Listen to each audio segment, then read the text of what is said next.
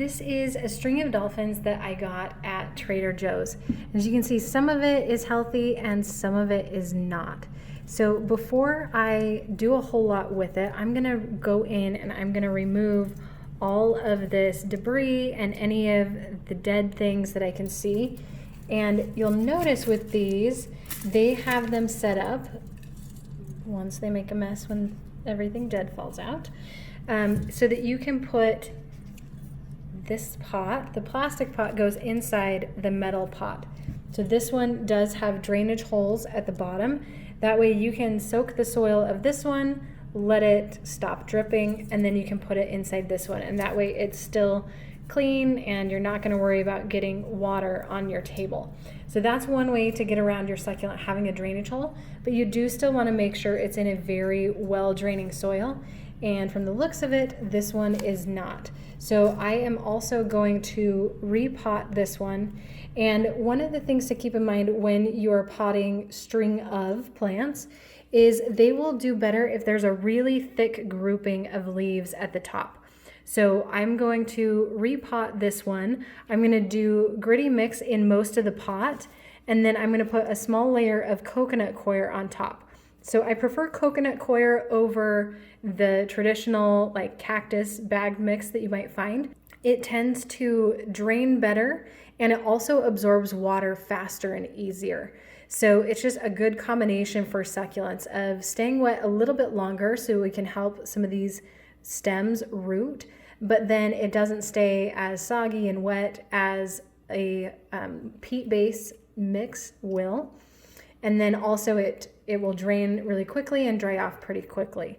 So I'm gonna go ahead and get this all cleaned up. I'm gonna remove all of the dead stuff and then I will show you what it looks like when I'm done. All right, I pulled off all of the living material off of this. One of the things that I don't like about peat moss is that it tends to just kind of compact and can easily damage the roots and kind of suffocate them over time. And especially since this was at a grocery store, it's really hard to know how it was watered. And at my house, it got really dried out. So it would have been really difficult for the roots to absorb any water for these plants. So you can see here all of the little strands that I've taken off. And I'm gonna go ahead and put these all together. Again, like I said, on a gritty mix with just a little bit of coconut coir on top. And we're gonna put them in a big tight grouping so that they will get new roots. So you can actually see along the edge of a few of these that there are some roots starting to grow. So this one is a great example. You can see some roots here right along the stem. So this is what's gonna happen is we put the strands on top of the dirt. They will start to grow roots all along the stem anywhere that it's touching the soil. All right, I'm gonna go ahead and use the same pot that these came in. And you can see there's maybe about an inch or so of room at the top, and I'm just gonna fill that up with coconut coir.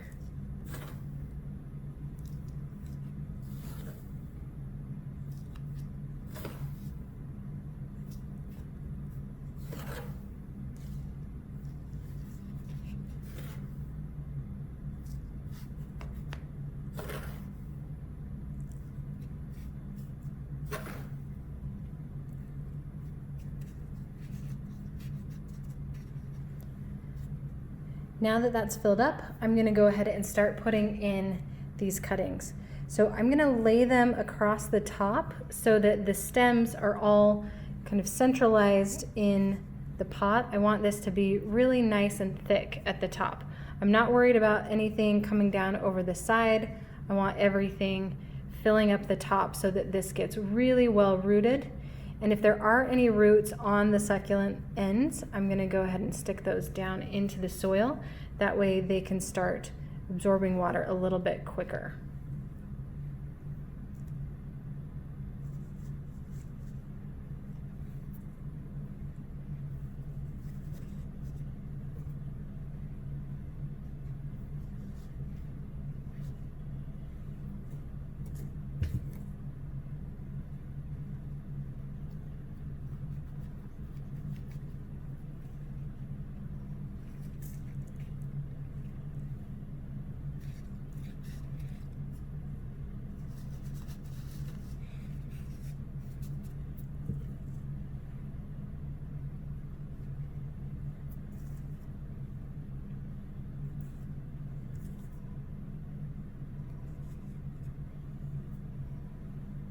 I'm going to be careful. I don't want to bury any of the leaves because that can cause problems with rot.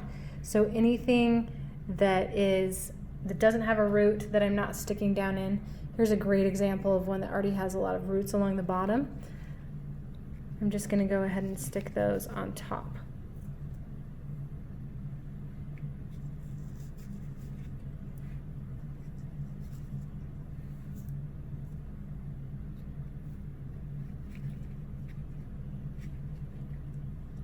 As you can see, we're getting a nice thick grouping of dolphins up here. I still have a bunch more strands, so I'm going to start sticking some of them in down deeper into the soil. But again, I'm just going to pile them up on top. Eventually, as these root, then it'll start to grow downward and out. But having this nice thick grouping will help it get a great root system and make it so the plant is more likely to survive. If you're working with string of pearls, a lot of times it's easier to kind of put it all together into a little wreath and just kind of circle it along the top. That is another great option as well. And kind of bury that one in there. Just kind of stick this on top. There is a hole now in this, so I am going to put a little bit of soil back on top. And I think we're going to call that good. I have a few more cuttings still, but this is really nice and full, so I'm going to go ahead and leave it at that, and I will plant the other ones up similarly but in a different pot. I'm going to go ahead and wait until the next day to water this so that any wet ends will have time to dry so that it's less prone to rot.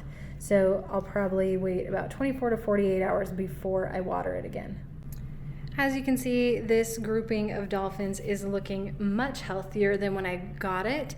So this method of grouping together all of the strands works really well for pretty much any string of plants. So your string of pearls, bananas, beads, whatever they may be, this is a good method to help them get really nice and dense at the top so that they can produce long, beautiful strands of your dolphins, beads, bananas, or whatever you may have. And then the method that I used where I put the gritty mix down at the bottom and the coconut coir on top is a great way to root any type of cutting. It allows the cuttings to get a little bit more water at the beginning, but then they have that really nice gritty mix that they can grow into over time. So if you're having trouble getting something to root, that is a really great method for helping it get a little bit more water while still giving it a nice healthy soil to grow in for the long run. If you liked this video, be sure to give it a thumbs up, hit subscribe, and share it with all of your succulent loving friends, and I will see you next time.